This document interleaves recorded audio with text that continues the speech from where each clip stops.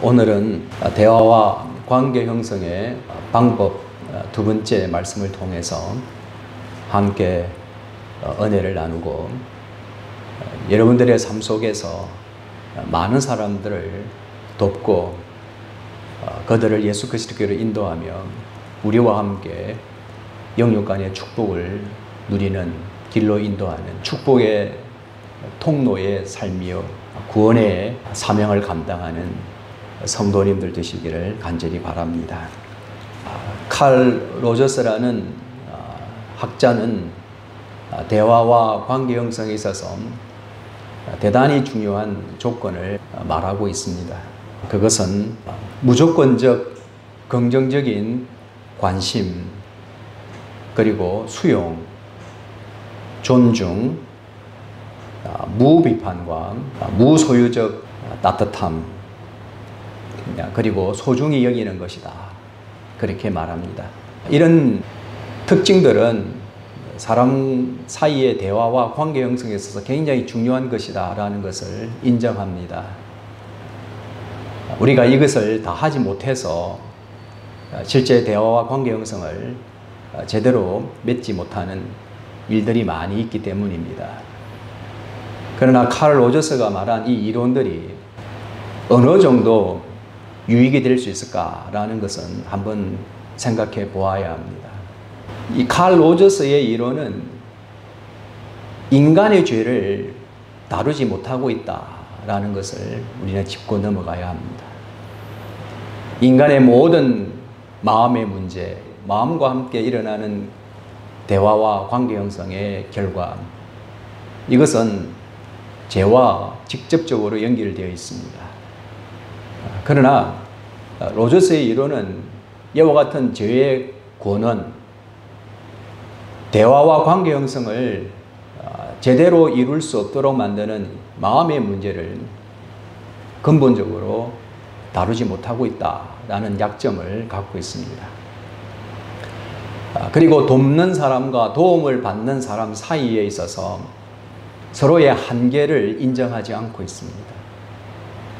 돕는 사람 입장에서도 어떤 가치관 또는 자기 자신의 상황에 따라서, 목표에 따라서, 동기에 따라서 한계가 있을 것이고, 도움을 받는 사람들도 그들의 동기와 목표가 또 가치 기준이 다르기 때문에 거기에서 오는 충돌을 피할 수 없다.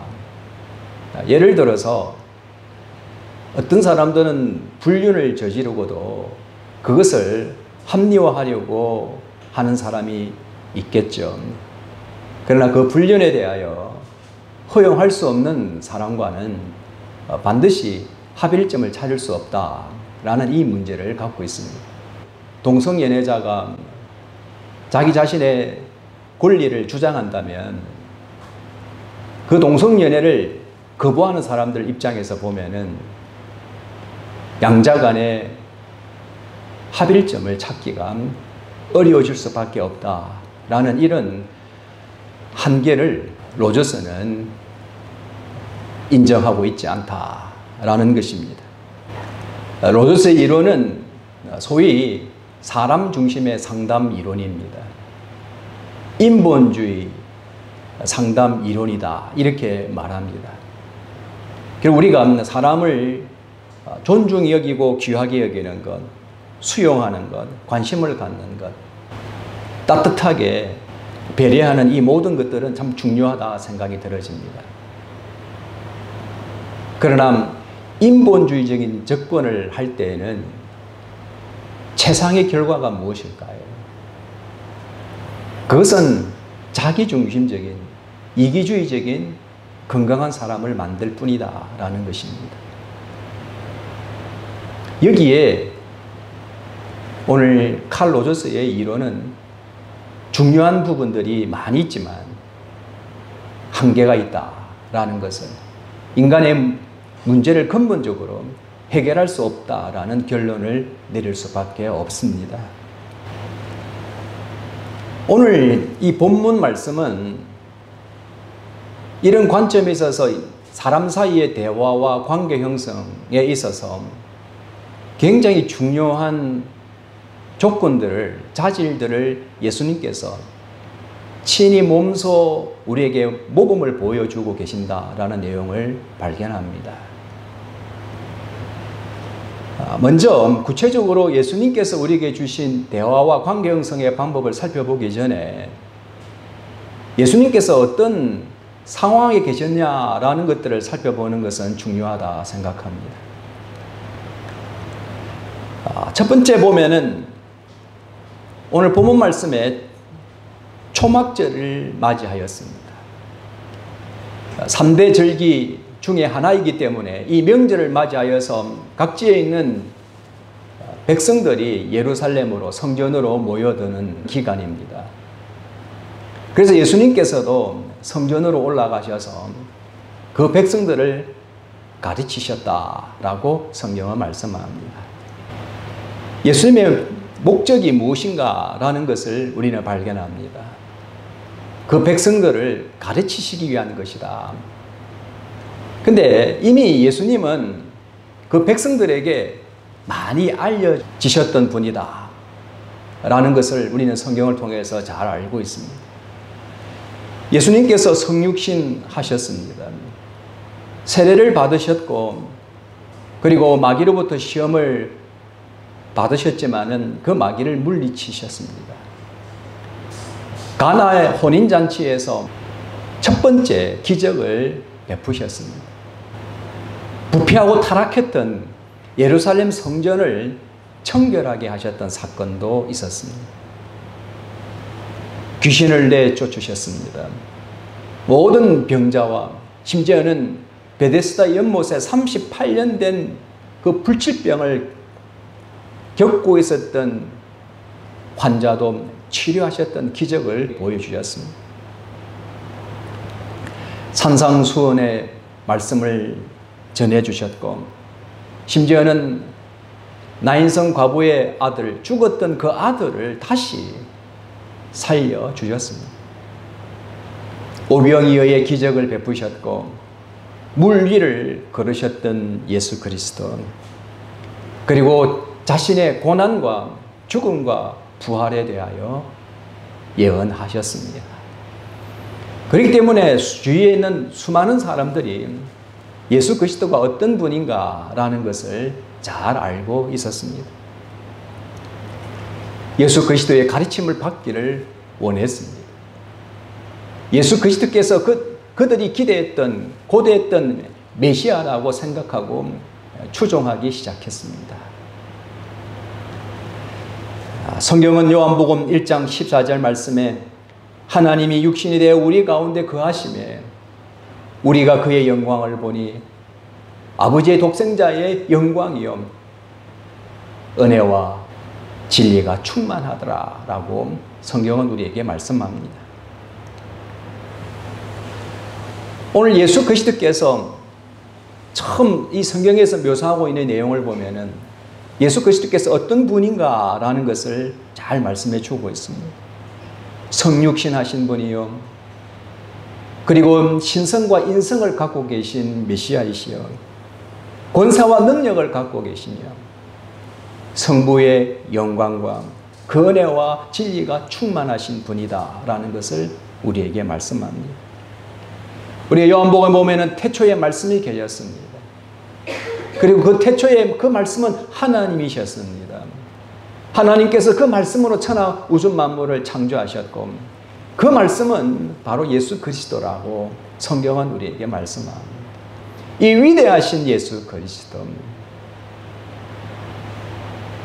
오늘 인류의 모든 죄와 허물을 용서하시기 위해서 육신으로 찾아오신 예수 그리스도, 오늘 인류가 스스로 이 모든 율법을 해결할 수 없고 순종할 수 없고 율법을 완성할 수 없는 결과로 말미암아 영원한 심판과 저주에 머무를 수밖에 없는 인류를 구원하시기 위해서, 이 율법을 완성하시기 위해서 이 땅에 오신 우리의 메시아 예수 그리스도라고 성경은 우리에게 말씀합니다.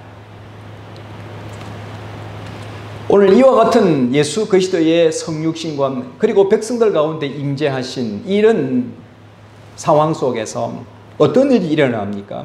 정치와 종교 지도자들과 군중들의 이목이 집중된 예수 그리스도라는 것을 성경은 우리에게 말씀합니다. 무리들은 어떤 느낌을 가졌을까요? 얼마나 놀랐을까요? 얼마나 경악했을까요? 얼마나 신비했을까요? 감격했을까요? 그 신성, 그 능력을 직접 눈으로 목격한 그 감격은 이루 말할 수 없는 것이다 라고 생각이 되어집니다. 그런가 하면 또 다른 그룹들은 예수 그리스도로 인해서 당황합니다. 수치심을 갖게 됩니다. 오히려 예수 그리스도를 질투하고 거부하고 분노하고 정오하는 자들이 있다라는 것입니다. 그들의 야만성이 폭포와 같이 비난으로 쏟아붓는 그런 자들이 있다라는 것을 오늘 성경은 우리에게 말씀합니다.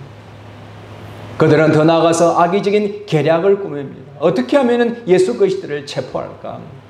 예수 그리스도를 잡아 죽일까라는 모의를 하기 시작했다라고 성경은 우리에게 말씀합니다. 이게 악의 공격이에요. 예수 그리스도를 대적합니다.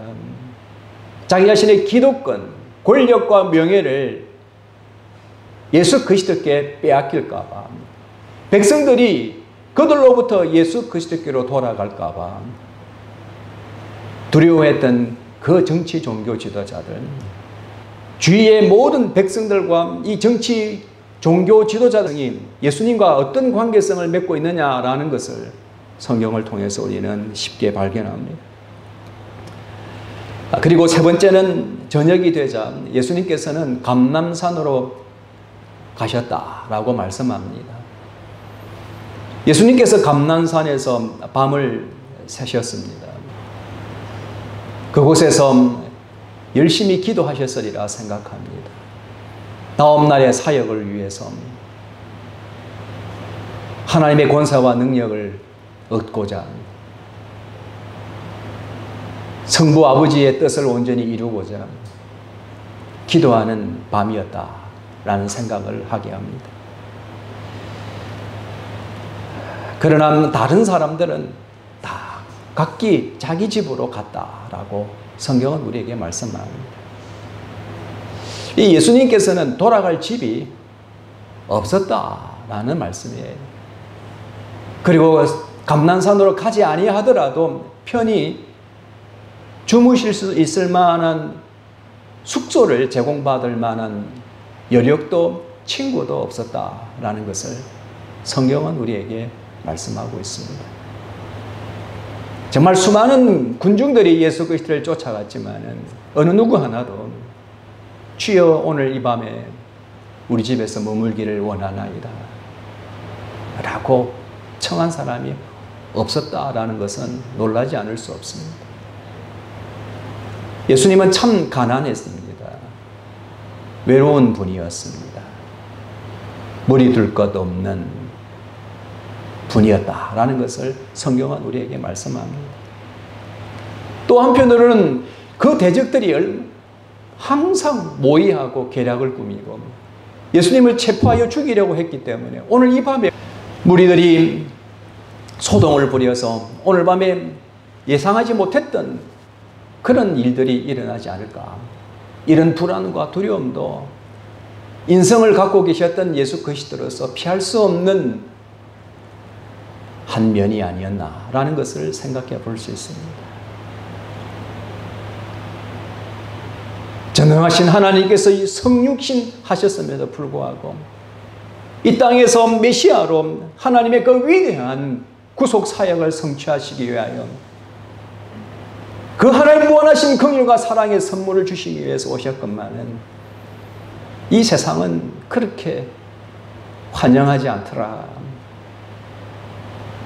주님을 위해서 뭔가 대접하지도 잠자리도 필요한 것을 제대로 공급받지도 못하더라.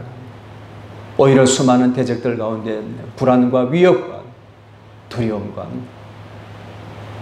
자칫 잘못하면 내가 체포되어서 당장 죽을 수밖에 없구나라는 이 불안감 속에서 하루하루를 보내셔야만 했다라는 것을 성경은 우리에게 말씀합니다. 그러니 정말 하나님 입장에서 보면은 그 마음이 어땠을까요? 여러분들 한번 상상해 보시기를 바랍니다. 정말 단칼에 말 한마디에 멸할 수 있는 권세와 능력을 갖고 계신 하나님께서 전혀 그런 것을 내색하지 않습니다.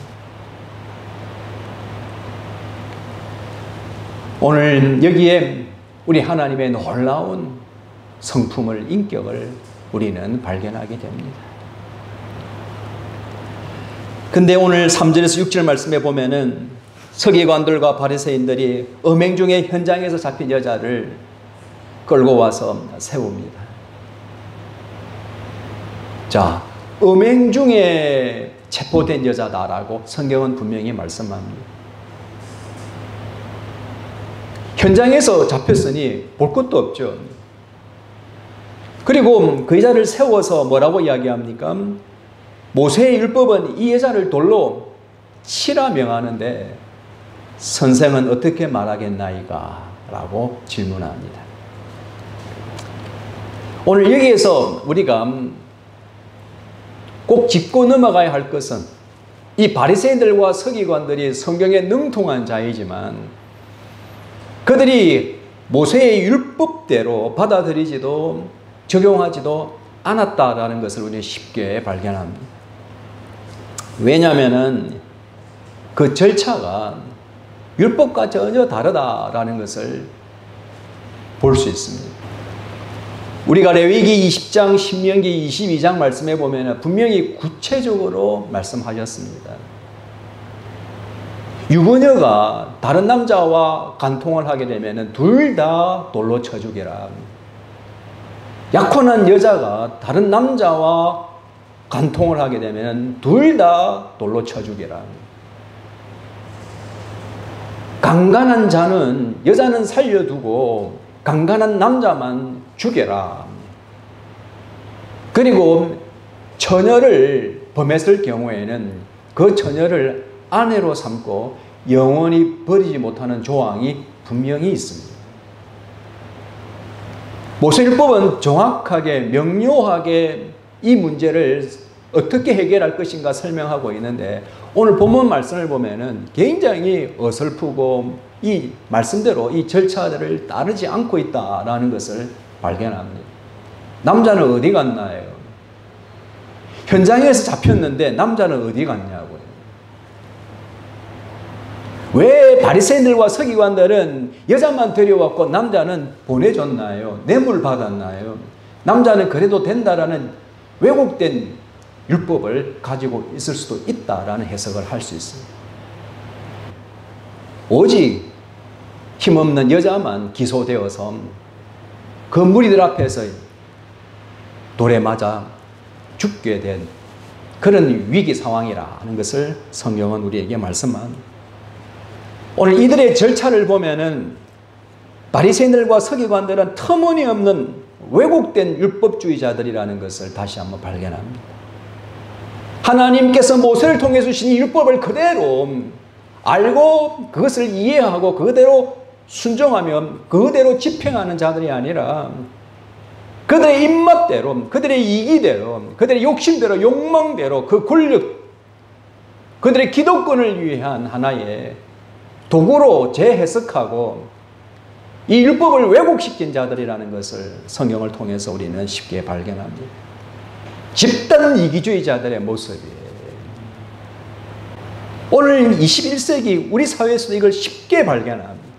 잘못했어도 그 권력으로 듣고 무마하고 아닌 듯 이런 일들이 비일비재한 현실, 바로 오늘 예수님 당시에도 그들의 극단적 이기주의와 집단주의가 얼마나 무서운 것인가라는 것을 성경은 우리에게 말씀합니다.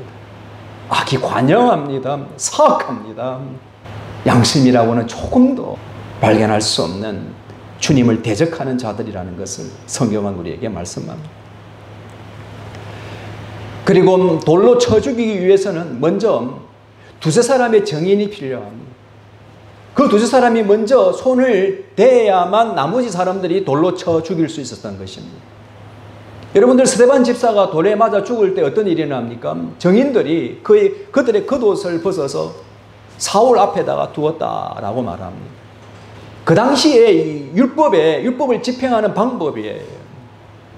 반드시 증인이 있어야 되고 그 증인이 먼저 손을 댄 다음에 나머지 사람들이 그 법에 따라서 돌로 쳐 죽일 수 있었다라는 것을 성경은 우리에게 말씀합니다. 그런데 오늘 이 말씀을 보면은 전혀 그런 절차가 없다라는 것을 우리에게 말씀합니다. 얼마나 사악합니까? 얼마나 악이 관영합니까? 어디까지 하나님을 시험하렵니까? 어디까지 하나님을 괴롭히렵니까? 어디까지 하나님을 반역하며 대적하렵니까? 오늘 이런 자들의 질문을 우리는 곰곰이 생각해 보면은 선생은 어떻게 말하겠나이까?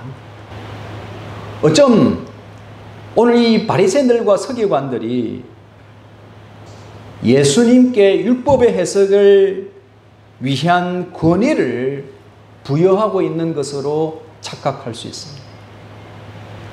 이 율법의 문제를 어떻게 해결해야 합니까? 라는 이 질문을 예수님께 하고 있기 때문에 당신의 해석에 따라서 우리가 어떻게 처리해야 될지를 결정하겠습니다. 그러니 당신의 해석은 우리에게 굉장히 중요합니다. 당신이 선생이니 이 율법의 해석의 권위를 당신에게 부여합니다 라고 볼 수 있다는 것이에요. 그러나 오늘 이 문맥상을 보면은 그렇게 겉으로는 사람을 띄워주는 거죠. 당신이 선생이고 위대한 사람이기 때문에 오늘 이 문제를 어떻게 말하겠습니까? 우리는 당신의 해석이 중요하고 필요로 합니다라고 예수님을 띄워주는 거예요. 그런데 그 질문의 방법은 우리가 상담학에서 폐쇄 질문이라 말합니다. Closed question. 이 closed question은 두 가지 대답만 할 수 있어요. Yes 아니면은 No.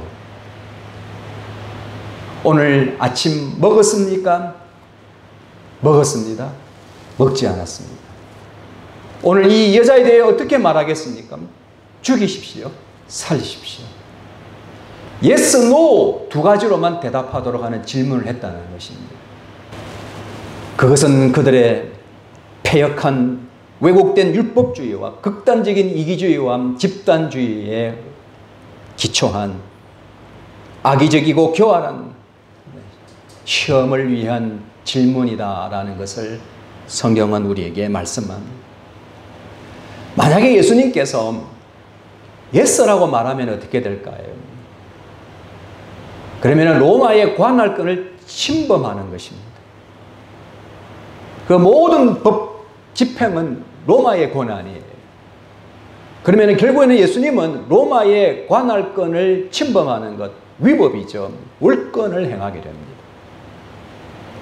당신이 오호라 내 요구를 들어주네 라고 하지만 한쪽은 어떻게 됩니까? 로마의 관할권을 어김으로 인해서 로마의 심판을 받게 만들겠죠.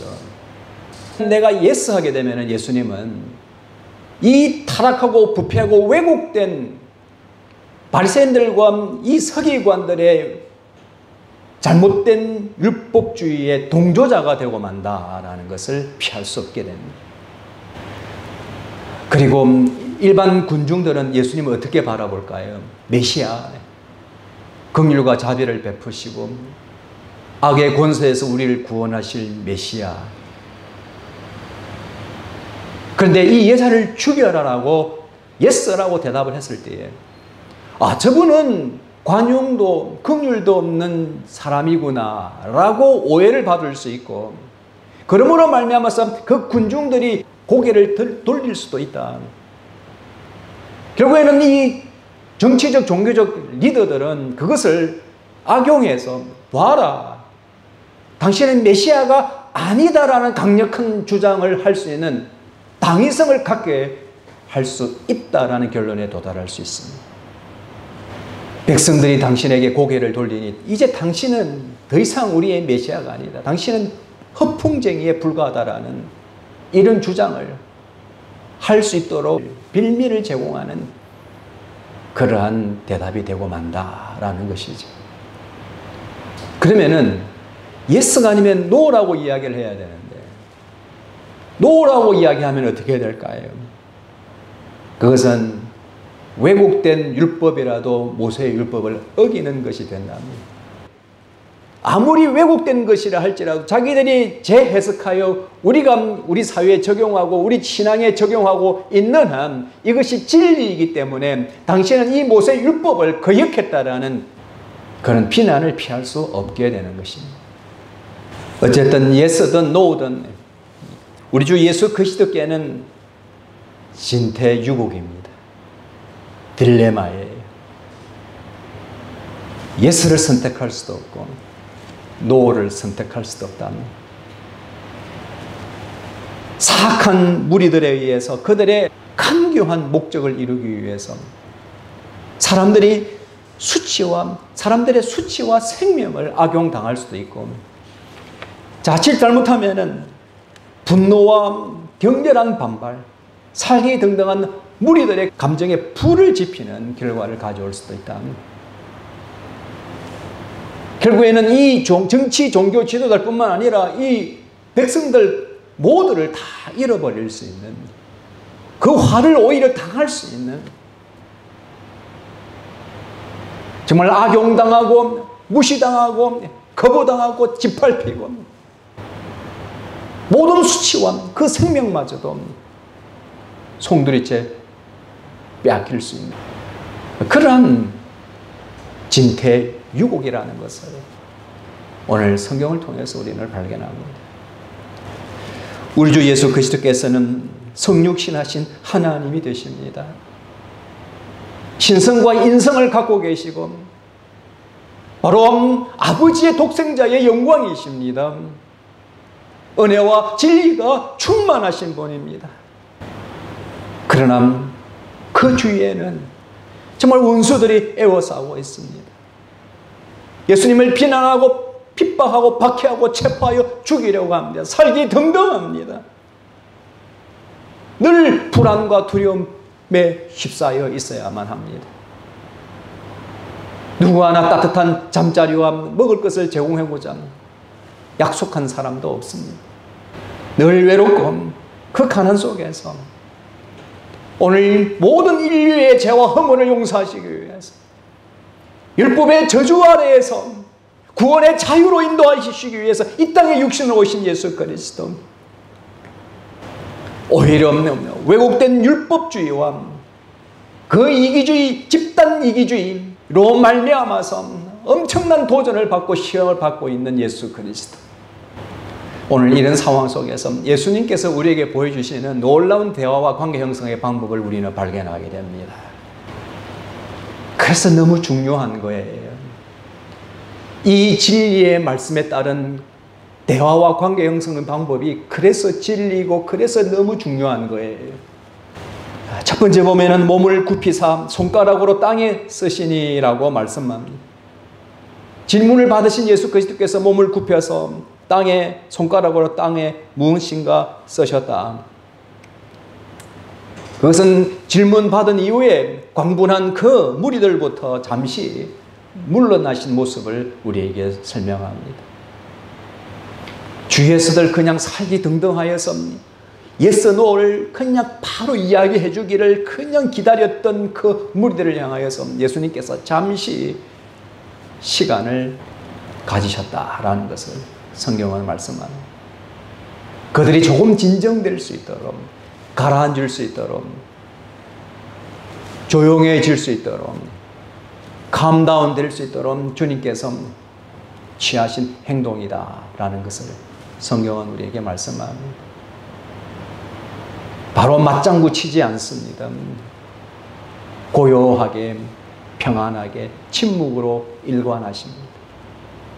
지금은 무슨 말을 해도 먹히지 않기 때문에, 오히려 지금 당장 말을 했다가는 해가 되기 때문에 진정한 문제 해결 방법이 아니라는 판단 속에서 예수님께서 침묵하고 계셨다. 그리고 이 침묵의 효과는 또 무엇일까요? 그것은 예수 그리스도를 대적하고 시험하는 그들의 질문에 대하여, 그들의 교활함에 대하여 예수님께서 불만을 표현하고 계시는 것입니다. 내가 즉각 대답하지 아니하고 내가 구부려서 손으로 땅에 물 쓰고 있다라는 것. 다른 한편으로는 너희들이 나에게 어떻게 이룰 수 있느냐라는 무언의 메시지, 침묵의 메시지라는 것입니다. 그리고 예수님의 대답은 너무나도 놀랍습니다. 너희 중에 죄 없는 자가 먼저 돌로 치라. 결론은 치라입니다. 치라. 모세의 율법대로 치라. 그러나 너희 중에 죄 없는 자가 먼저. 예수님은 그 사악한 무리들, 정치적, 종교적 리더들 뿐만 아니라 그 주위에 사기등등한 그 모든 백성들을, 양자를 다 수용하고 계셨다라는 것을 성경은 우리에게 말씀합니다. 어떻게 수용할 수 있습니까? 어떻게 이 사람들을 받아들일 수 있습니까? 단번에 단칼에 날벼락을 때려서 이들을 심판하시고 멸망시킬 수 있는 권세와 능력을 갖고 계신 하나님께서 이마저도 이런 상황 속에서도 그들을 받아들여 주시더라, 수용하시더라라는 것을 성경은 우리에게 말씀합니다. 하나님 주 예수 그리스도의 목적은 그들이 죄를 깨닫게 하는 것이다라는 것을 우리는 쉽게 볼 수 있습니다. 그들이 성육신하신 하나님을 대적하고 어떤 올무와 계계를, 어떤 이기적, 집단적 이기주의를 갖고 있다 할지라도, 심지어 예수 그리스도를 체포하고 죽이려고 하는 음모를 꾸민다 할지라도, 예수 그리스도의 마음속에 간절히 소망했던 것은 그들이 죄를 깨닫기를 원하셨다라는 것을 성경은 말씀하고 있습니다. 그래서 그 모든 무리들이 치라, 너희 중에 죄 없는 자가 먼저 치라. 이 말을 들었을 때에 그 군중들이 실제로는 정죄를 받은 것이에요. 너희들 중에 죄 없는 사람이 아무도 없다라는 엄중한 선포입니다.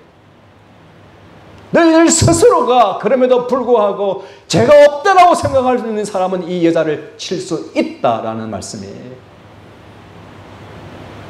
모든 사람들이 정죄를 받고 그들 스스로 양생의 가책을 느껴서 침묵하며 그 자리를 떠났다라고 성경은 말씀하고 있습니다. 예수님의 궁극적인 목적은 모든 사람들이 죄를 깨닫는 것입니다. 양심의 가책을 느끼는 것이에요. 내가 죄인이라는 이 고백 속에서 스스로 주님 앞에 두려워하고 경외하는 마음을 갖게 하는 것입니다. 주님께서 치라고 했지만 감히 아무도 그 앞에서 돌로 칠 수 있는 사람은 아무도 없었다라는 것을 말씀합니다. 오늘 세계 인류가 이런 모습이에요. 모든 사람들이 죄를 지으면 하나님의 영광에 이르지 못하는 것입니다. 인류 가운데 의인은 하나도 없다라고 성경은 말씀하고 있지 않습니까? 그러나 오늘 주 예수 그리스도께서는 이러한 자들을 수용하셨듯이 오늘 21세기도 오늘 우리 주위에 있는 수많은 사람들을 수용하시기를 원하시는 하나님이 되시님을 믿으시기를 바랍니다. 그리고 예수님께서 여자에게 뭐라고 말씀하십니까? 나도 너를 정죄하지 아니하노니 가서 다시는 죄를 범하지 말라라고 말씀하셨습니다. 바로 이것은 우리 주 예수 그리스도의 완전한 수용과 존중의 모습입니다. 완벽한 거룩과 자비의 행위라는 것을 성경은 우리에게 말씀하고 있습니다. 주 예수 그리스도께서 오늘도 우리를 이렇게 수용하고 존중하셔서 하나님의 그 무한하신 긍휼과 자비와 사랑의 품 안에 안기기를 원하시는 줄 믿으시기를 바랍니다. 예수 그리스도 안에는 누구든지 다시는 정죄가 없는 줄 믿으시기를 바랍니다. 주 예수 그리스도께서 우리를 수용하시고 우리를 존중히 여겨주시는 것은 모든 율법의 저주에서 우리를 구원하여 주시고 하나님의 완벽한 이 거룩함과 자비 안에 머물게 하시기 위한 것이라는 것을 믿으시기를 바랍니다. 심판의 때가 점점 다가오고 있습니다. 최후 종말이 다가오고 있는 이 과정 속에서 우리 주 예수 그리스도께서는 오직 모든 인류를 구원하시고자 하는 것이 사명이에요. 그 사명을 감당하는 중요한 자질과 도구가 있다면 수용과 존중인 줄 믿으시기를 바랍니다. 상처 대신 치료하시고 정죄 대신에 용서하시고 처벌 대신에 구원하시고 잔인한 심판 대신에 하나님의 긍휼과 사랑 안으로 불러 모으시는 우리 주 예수 그리스도 되심을 믿으시기를 바랍니다. 그러므로 이사야서 42장 3절 말씀에 상한 갈대를 꺾지 아니하시며 꺼져가는 등불을 끄지 아니하시고 진실로 정의를 시행할 것이라 합니다. 우리 주 예수 그리스도께서 어떤 분인가라는 것을 잘 말씀해 주고 있지 않습니까?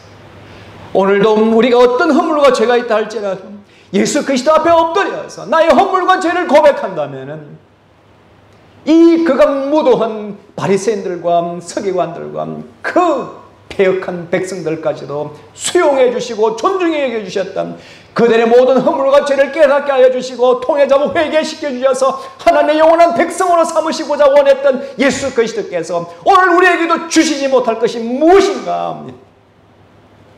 오늘 우리 모두를 구원하시기를 원하시는, 우리를 수용하시고 존중해 여겨주시는 우리의 구세주 하나님 아버지가 되심을 믿으시기를 바랍니다. 예수님의 대화와 관계 형성의 방법에는 분명히 수용과 존중이라는 것이 포함되어 있다라는 것을 발견합니다. 우리가 이 수용과 존중을 하게 될 때에 여기서 굉장히 기준이 있다라는 것을 우리가 성경을 통해서 이미 지혜를 우리에게 주셨어요. 그 지혜가 뭐냐? 예수님께서는 월권하지 않습니다. 불법을 행하지 않습니다. 그리고 로마의 관할권을 침해하지 않습니다. 이기적이고 왜곡된 율법주의에 휘말리지도 않는다. 예수 그리스도를 죽이려고 했던 무리들과 그리고 현장에서 간음하다가 잡혀서 지금 앞에 세워진 여자, 그들 바라보셨던 인성을 갖고 계신 하나님으로서 예수 그리스도께서 어떤 심리적인 어려움이 있으셨을까요? 예수님께서 예수님을 도전하고 모의를 하고 체포하고 죽이려 하는 것을 예수님께서 다 아셨죠. 그들의 그 마음속에 부글부글 끓어오르는 그 잔인한 죄악을 예수님께서 알고 계셨습니다.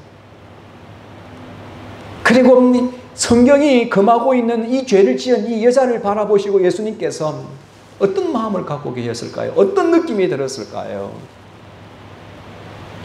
내가 예수님이라면 여러분들 어떤 생각, 느낌이 들었을까요? 그렇게 생각해 보시면 쉽게 올 거예요.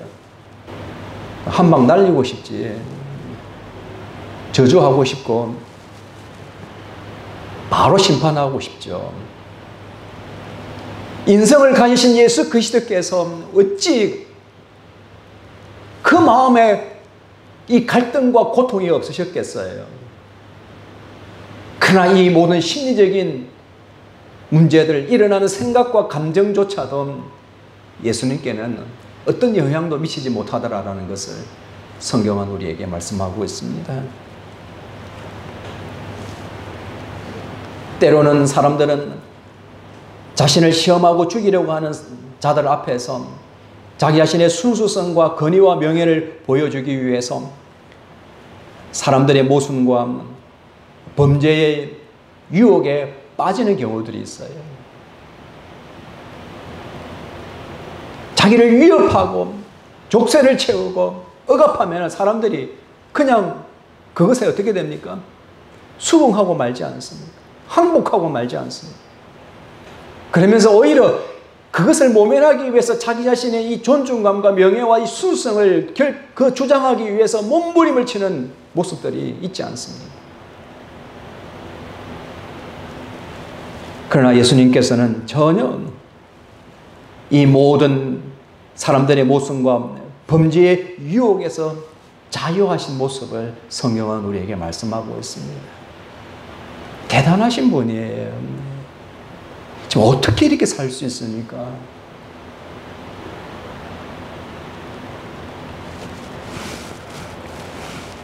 그러시면서도 메시아의 사명을 성취하시기 위해서 메시아로서 그 모든 사명과 자질을 그대로 유지하고 계신다.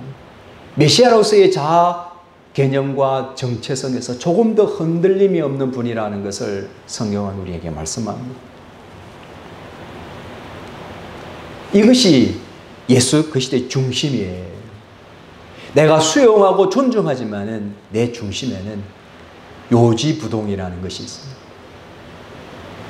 변하지 않는 것이에요. 곧 진리의 모습인데 그 진리가 어떻게 실제적으로 드러나고 적용되어지고 표명되어지는지 우리에게 성경은 자세하게 설명해 주고 있는 것입니다.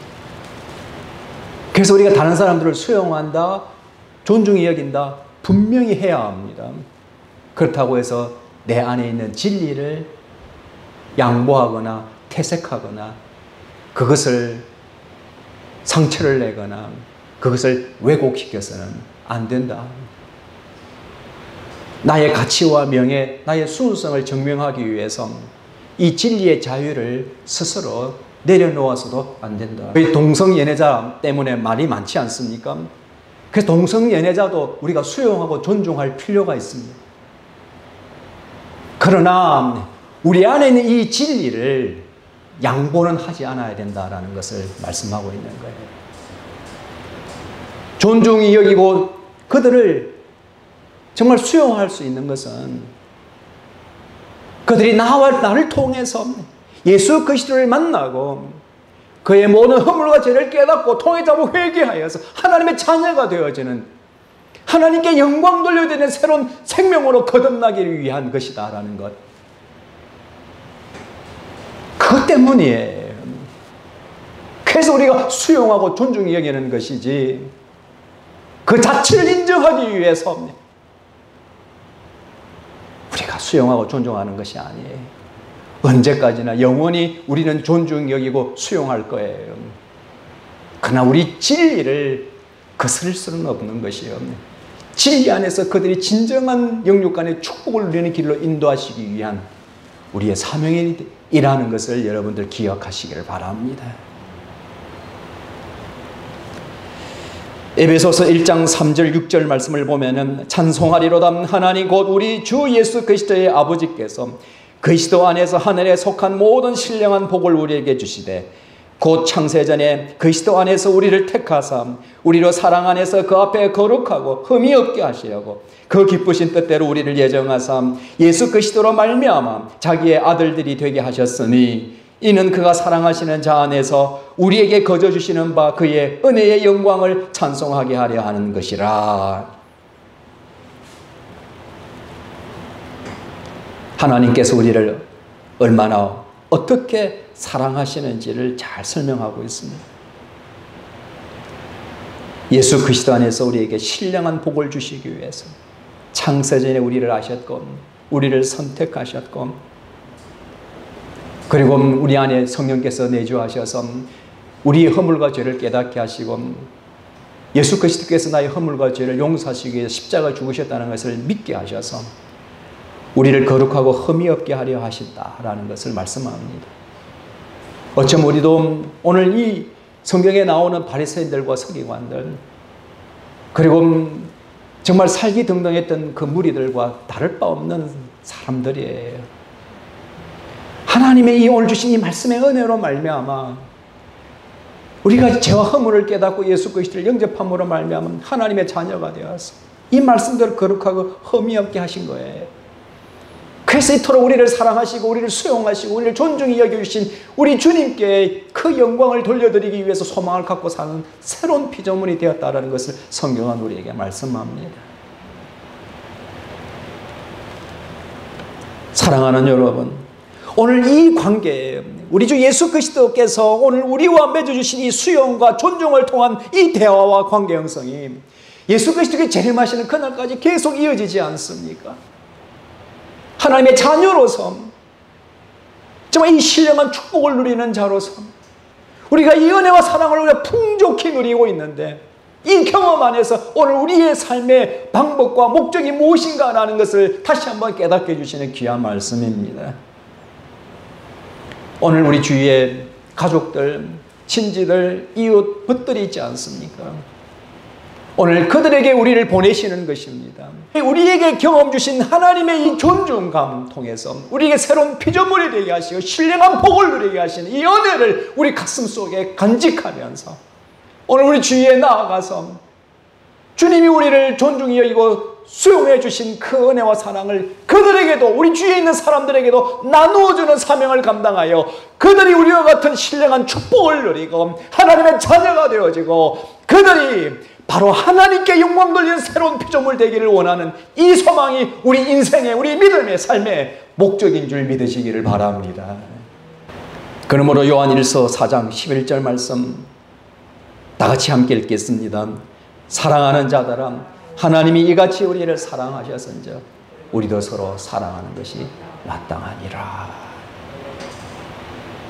우리 주님께서 우리를 수용과 존중으로 사랑하시고 대화를 나누시고 깊은 하나님의 자녀로서의 관계 형성을 맺게 해주시고 신령한 축복을 누리며 그 하나님의 영광을 위해 살아가는 자로 삼아주셨듯이 오늘 이 은혜와 사랑이 오늘 우리 주위 가족과 우리 친지와 이웃 모든 사람들에게도 증거되어지고 주님의 그 사랑의 풍성한 생명의 결실이 드러나는 축복의 삶이 되기를 간절히 바랍니다.